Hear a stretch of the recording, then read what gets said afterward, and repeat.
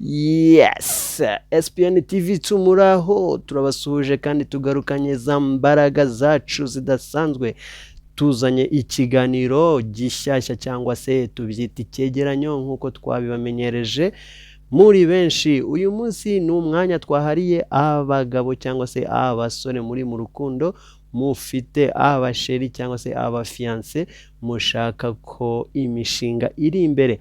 Uyu munsi tubazaniye inama zigera kuri 5 wareba cyangwa se imico wareba ku musheri wa cyangwa se ku mufiance wawe ukamenya niba uwo muntu mwakomezanya imishinga cyangwa se wabigendamo gahoro.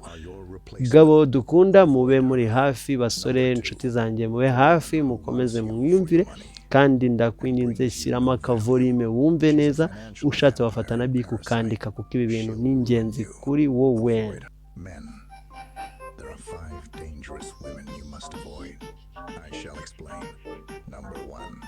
A woman surrounded by many men whom she calls her friends. She's a cheat and a pathological liar. Yes, imyitwarire uko ari 5 wagenzura ku mufiance wawe ukamenya ngo aho ngaho uri mu bashya. Umwitwarire wa mbere cyangwa se umuco mubi wa mbere ni umugore ukikijwe n'abagabo benshi cyangwa se ukikijwe n'abasore benshi. Niba ari umukobwa uwo ari we wese gusa afite inshuti nyinshi zo ku gitsina kiri kontrere ye cyangwa se z'abagabo cyangwa se z'abasore, kandi rimwe na rimwe wanabimubaza akakubwira ngo aba ni abacuti banjye.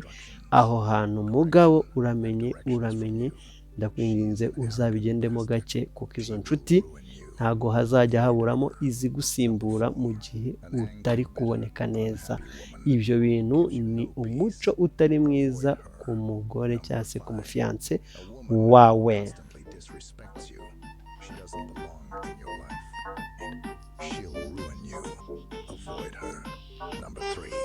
Twagiye kandi tutabatindiye, dore iyindi muco wamubonaho ugahita utangira ukavuga uti karabaye. Umugore ugushakaho ibijyanye n'amafaranga. Itonde cyane niba ibintu bibahuza ari uko waba uri gutanga amafaranga gusa, mu gihe nta mafaranga waba ufite ukabona nta n'ubwo akwitayeho, genda gake kuko iyo ni vampire ijyanye n'ibijyanye no gukurura amafaranga mu buzima bwawe, yakuziye mu buzima wose umusheri wabonye, ahubwo icyo ni ikibazo. Uwo nguwo ni umuntu uje kumunga ubukungu bwawe. Ugende gake kandi umenye nuko ubyitwaramo.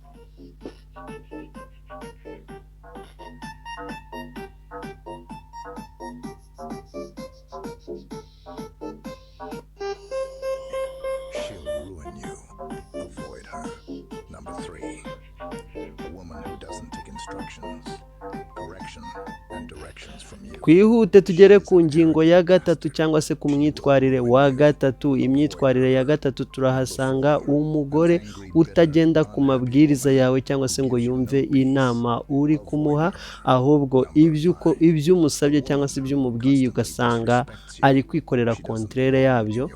Jya umenya ngo hari abandi yumvira amabwiriza, wowe ahubwo uri mu mazi abira cyangwa se uri nka cya kirondwe kiri ku ruhu inka yarariwe kera. Kuko mu busanzwe umugore yubaha umugabo we kandi akanamugandukira. Niba rero wowe amabwiriza uri gutanga ubona yose ari ibibazo, ndakubwiye ntishatse waba ushaka ahantu wacira agashene. Ntabwo ibintu byose uvuze azajya abyemera nk'aho wadatekereza, ariko mu gihe ibintu umubwiye nk'inama zo wabwira n'undi muntu wese akumva ni inama wamugira ukabona byose abiciye amazi, ndakwinginze faites attention cyangwa se wicunge.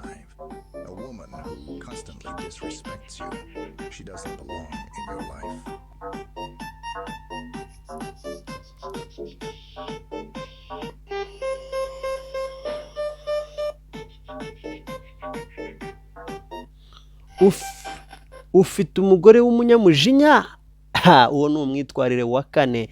umugore uhorana umujinya, uhora yarakaye, igihe cyose muhuye ukaba uzi iti noneho ndapfuye sinzi noneho icyo ndi buvuge, ugahora umeze nk'uhuye na sentare, ukabona igihe cyose igihe muri kumwe ukabona ni ibibazo, nta kintu kizima cy'ibyishimo ujye umukuraho, aho nanone ujye wikangamo kandi unabigireho ikibazo, kuko umugore uhorana umujinya, uhorana ibintu by'uburakari bwinshi, akenshi uwo ntago mwakubakana, kuko ubusanzwe urugo rwiza umugore niwe uprovidinga ibyishimo. Umugabo aba yiriwe mu ma-stress menshi y'akazi, uba ukwiye gutaha mu rugo ugahasanga ibyishimo uhawe n'umugore wawe cyangwa se n'umufasha wawe. Nimba rero ahorana ari umunyamujinya, aho ngaho rwose wakabaye uba uciye agacene ugashaka undi mufasha ugukwiriye.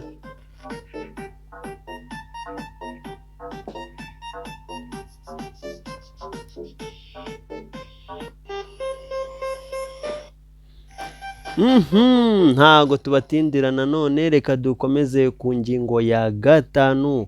Umugore ahora agusuzugura mama yake na mama.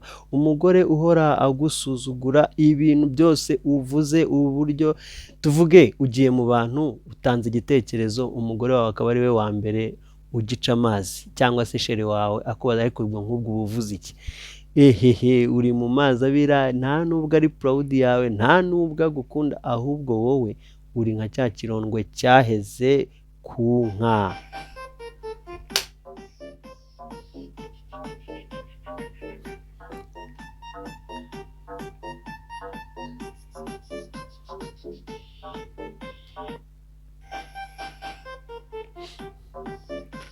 Ese birashoboka ko waba ufite umugore cyangwa se sheri wawe agusuzugura, ubwo hari ibindi aba akubahira bike atashaka kukureka, ariko nanone atakubona nk'umugabo cyangwa se nka future husband.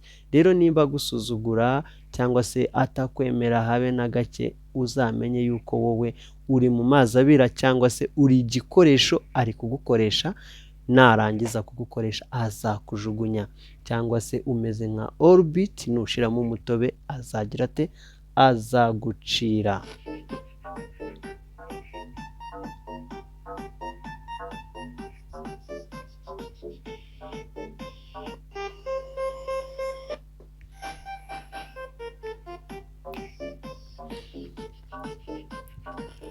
Zari inama 5 twabagiraga abagabo, hari n'izindi nyinshi, nawe ufite byinshi watubwira. Ubona umugore wamubonaho, waba uri umugabo cyangwa se umusore uzi ubwenge, ukaba waca agacene cyangwa se ukaba wakivaniramo akarenge. Niba nawe hari igitekerezo cyangwa inyunganizi, turakwinginze watwandikira muri comment, cyangwa se ukanaduhamagara kuri contact zacu ziba ziri aho hepfo, ukatubwira. Ni SPN TV2, turabakunda kandi ibiganiro n'inkuru zicukumbuye nakagaruka kuri SPN.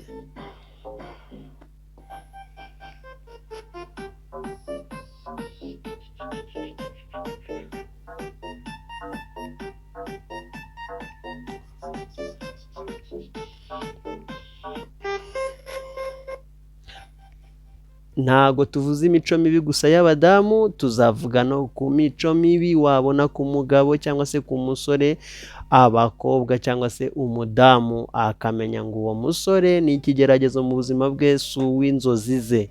Namwe tuzabagarukaho. Mwebwe icyo musabwa ni ugukora subscribe, mugakora share ndetse na comment, mukadusaba ibyo mwifuza.